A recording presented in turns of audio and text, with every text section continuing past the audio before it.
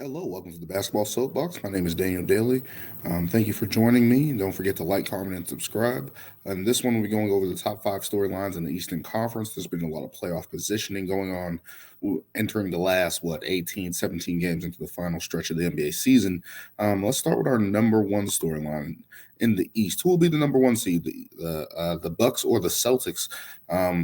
The Bucks just dropped a game to the Philadelphia 76ers 133 to 130, bringing their record to 45 and 18 at the current moment. Only a half game up against the Celtics, who are 45 and 18, no, 19, I believe. So there's a lot of playoff positioning between these two top teams in the East, and they really kind of mirror each other. Getting it done on the defensive end. The Bucks offense has been picking up in the last couple games. The hottest team in the league before last night dropping that game. They won 16 straight. They probably still are the hottest team in the league. They have an identity. They know what they are, especially picking up on the offensive end, getting Chris Middleton reacquainted, adding Jay Crowder to their lineup.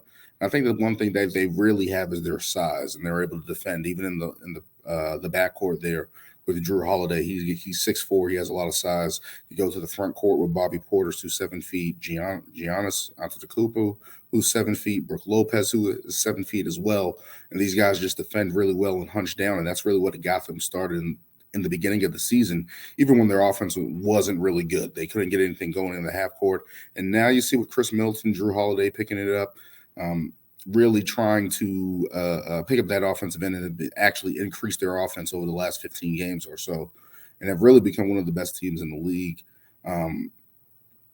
And that's just what the Milwaukee Bucks are. They're past champions. They have veteran guys that know what to do.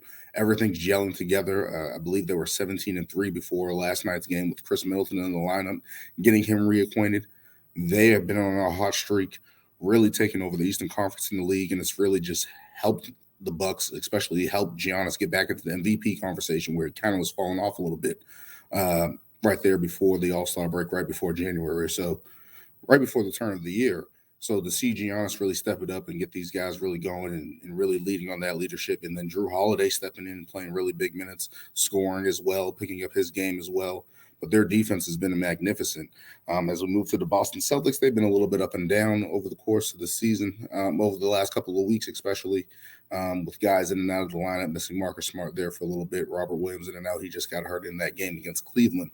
But this team has been one of the best offensive teams in the league all year. And that was one of the things that I thought coming into the season where I was like, especially last year where we saw what happened with the Celtics is with the turnovers and not getting easy baskets, they kind of turned that around, becoming one of the best offenses in league history to start the season, kind of simmered down a little bit, but still one of the top offenses in the league. I believe they're fourth right now or third right now. But yeah, in that regard, have just been great with Jaylen Brown and Jason Tatum leading the charge, getting a lot out of their shooting and shooting the ball. Malcolm Brogdon and Derek White have been awesome for the Celtics, and these two teams just really mirror each other, top to bottom. Just hoping that they can be healthy. Of course, last season we saw with Chris Middleton out in that Bucks series, it still went 7 just because the Bucks relentless and they have the best player in the world, in my opinion, in Giannis.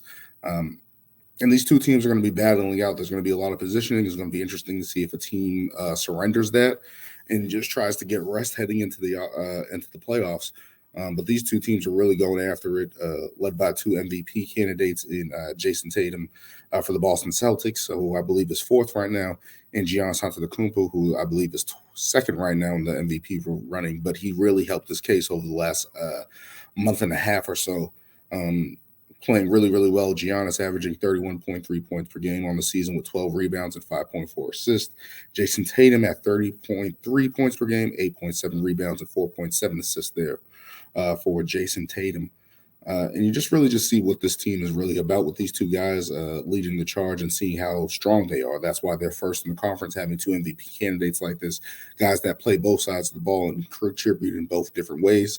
Giannis is just a relentless force for the Milwaukee Bucks with Drew Holiday. But I think an underrated part of the season has been Brook Lopez, who's been able to find his shot again and has been able to play a fantastic defense next to Giannis. Bobby Portis coming back in the form of off the bench, of course, has always been a threat. The addition of Jay Crowder, where everyone was kind of vibing for Jay Crowder, trying to figure out where he would go to start the season with all the turmoil going on there in Phoenix. He ends up on the Bucks and has been a godsend for them, able to knock down some shots and be able to be pretty good there. And I think that was the one question mark is could he shoot it enough to give the Bucks an edge? And it looks like they are. They also signed Goran Dragic recently as of today, actually. So that's going to be an addition that's coming to the Bucks as well, giving them some ball handle duties in the backcourt, help them in that spacing there. But Jay Crowder adds them to play a bigger lineup as well with Chris Middleton and Drew Holiday, kind of relieving Grayson Allen from that role a little bit. The Milwaukee Bucks right now are 17th offensively in the league, but they've been a top offense over the last couple of weeks, really pouring it on and really being one of the best offensive teams in the league over that stretch.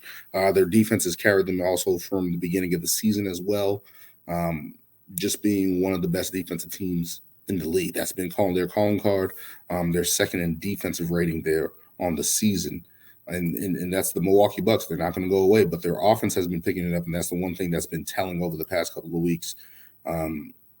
How Drew Holiday has really picked up his game in that regard and really scoring the ball and being efficient. And something that hasn't been his strong suit over the past couple of years. He's been hot and cold a little bit, but he's really pouring it on of late.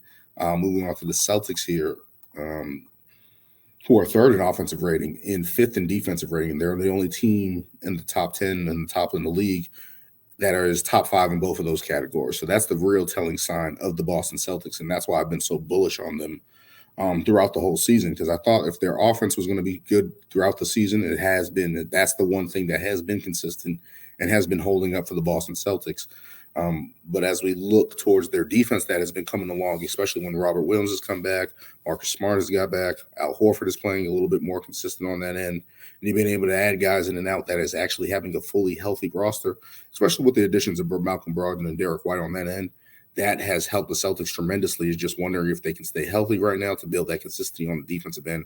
That is the one thing that they are missing, especially in that game the other night against Brooklyn. They just didn't play with any force. They didn't have any toughness there. So you're just wondering how the Celtics can get that back. It's going to be tough down the stretch between these two teams. I believe the Celtics have the harder schedule between the two teams. But right now, the Bucks are only up a half a game on the Boston Celtics, and we'll see how that race goes throughout the end of the season.